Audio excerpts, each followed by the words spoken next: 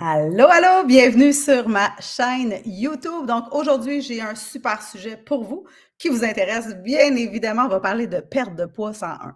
Donc aujourd'hui, on va parler pourquoi brûler plus de calories ne se résume pas à faire plus d'entraînement ou à faire plus d'exercice.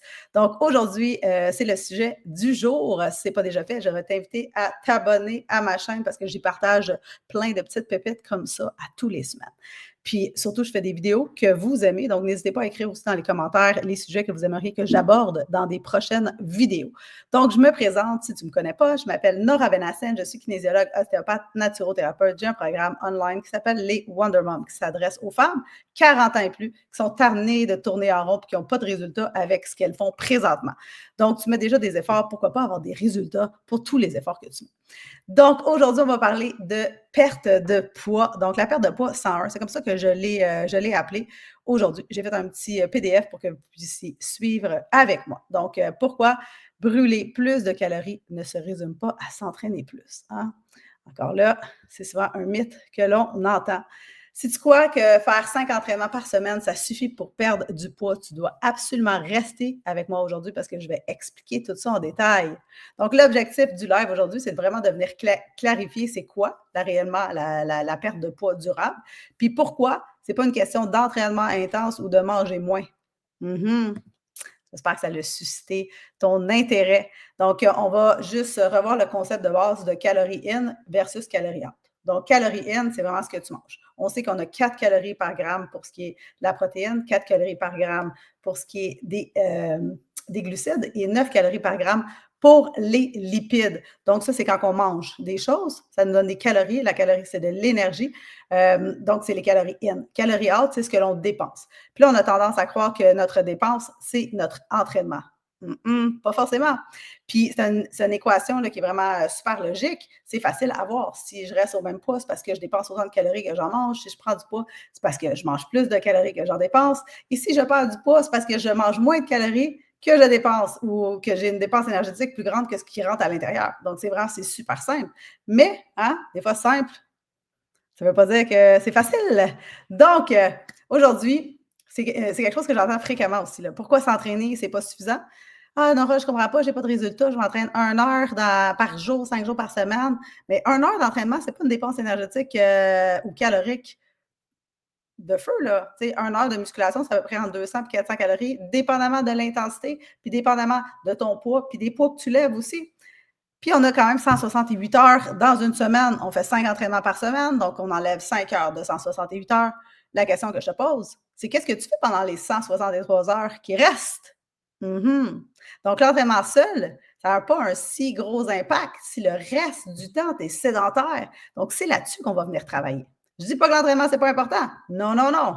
Mais je dis qu'il y a d'autres choses aussi à faire et d'autres choses à regarder. Ce qui va compter davantage, ça va être ton non-exercise activity. J'en parle souvent. Donc, c'est vraiment tous les mouvements, marcher, bouger, se lever, toutes ces petites choses-là que tu fais, comme là, présentement, je bouge mes mains, bien, c'est du non-exercise activity. Puis ça va avoir un impact bien plus grand que peut-être ton entraînement, qui est seulement quelques heures dans ta semaine. Hein? Donc, c'est pour ça que dans mon programme des Wonder Mom, je recommande d'être active au quotidien. Donc, 7 à 10 000 pas par jour pour aller chercher cette dépense énergétique-là. En vieillissant, là, on est de plus en plus sédentaire. Tu sais, une petite journée de type, là, c'est je me lève, je m'en vais dans ma voiture, j'arrive, ben, je suis assise dans ma voiture, j'arrive au bureau, je suis assise devant mon ordinateur, je suis assise dans l'auto encore pour revenir à la maison, je vais m'asseoir dans le sofa pour écouter mon émission, ou bien je vais aller m'asseoir peut-être aux activités de mes enfants. Je passe le 3 quarts de ma vie assis. Donc là, il faut redonner du mouvement là. Puis si on parle des piliers de la dépense calorique, bien, on a notre métabolisme de base qui, lui, 60 à 75 de notre dépense énergétique totale. Puis c'est quoi le métabolisme de base? Bien, c'est ce que ton corps va brûler au repos, donc pour digérer, pour respirer, pour se régénérer. Donc ça, c'est ton métabolisme de base. Et plus on a de muscles, plus notre métabolisme de base est élevé. Donc, plus on a besoin d'avoir un métabolisme de base qui brûle beaucoup pour préserver notre masse musculaire. Donc, important de faire la musculation. Après ça, on a la thermogenèse des aliments. Donc, ça, c'est les aliments qu'on mange.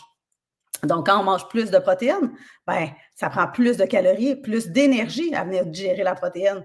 Même chose aussi pour les fibres, des trucs comme ça. Donc, vraiment d'avoir des aliments complets, de prioriser la protéine pour la dépense énergétique, mais également les aliments épicés vont venir faire aussi la thermogenèse alimentaire. Donc, activité physique, 5 à 10 de ta dépense calorique. Puis après ça, ben, on inclut le NEAT, qui est ton Non-Exercise Activity, 15 à 25 donc, bouger au quotidien hors des entraînements, c'est un must. OK?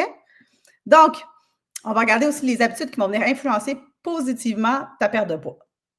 Donc, le focus doit être mis sur les protéines à chacun des repas et dans tes collations aussi. On veut préserver notre masse musculaire, on veut créer de la masse musculaire, on veut du muscle pour avoir un métabolisme actif. Puis en plus de ça, la protéine, ça va favoriser la satiété et la thermogenèse alimentaire.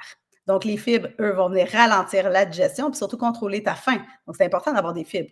L'hydratation, souvent sous-estimée, mais ça a vraiment un gros impact, l'hydratation, au niveau de la satiété également. Après ça, on a la qualité du sommeil. Donc, ça va venir jouer ça sur tes hormones, la gréline et la leptine, qui, eux, vont venir jouer sur ta faim. Donc, c'est important de vraiment dormir et de récupérer. Le stress, donc, ça va augmenter ton cortisol. Donc, ton cortisol va aider au stockage des gras. Donc, c'est pour ça aussi dans le programme des Wonder Mom, on a du yoga. Donc, on fait du yoga, de la mobilité, du stretching pour aider, on fait de la respiration également, pour la gestion du stress. Puis après ça, d'avoir une routine active, donc d'intégrer des mouvements à tous les jours. C'est un must. Comme j'ai dit, on est sédentaire de plus en plus. Et là, il faut briser le pattern. Il faut faire des choses différentes. Donc, si on va avoir une perte de poids qui est durable, bien, il faut augmenter notre masse musculaire avec la musculation. Il faut avoir une hygiène de vie qui est cohérente. Donc, le sommeil, l'hydratation, la gestion du stress, le mouvement, ce sont des musts. Il faut avoir aussi une alimentation qui est équilibrée et réaliste. Donc, on veut manger, oui, à notre faim. On veut manger des vrais aliments. On veut mettre l'emphase sur la protéine, sur les fibres. Donc, on n'est pas dans une diète extrême. On est vraiment dans manger équilibré, manger réaliste, donc des choses vraies. Puis, ben, tu n'as pas besoin de faire un régime, tu n'as pas besoin d'aller dans des extrêmes, tu n'as pas besoin de faire du jeûne, tu n'as pas besoin de faire rien. Tu as juste besoin d'avoir une alimentation qui est équilibrée, puis surtout qui va avec tes objectifs à toi, sans passer des heures au gym. Donc, dans le programme des Wonder Mom, on fait les 4 M, qui est le mouvement, le mindset, les macros pour la nutrition et la musculation. Donc, c'est ce qu'on retrouve à l'intérieur de mon programme transformationnel. Donc, c'est pas une question de s'entraîner plus fort, c'est une question de s'entraîner mieux, de s'entraîner intelligemment.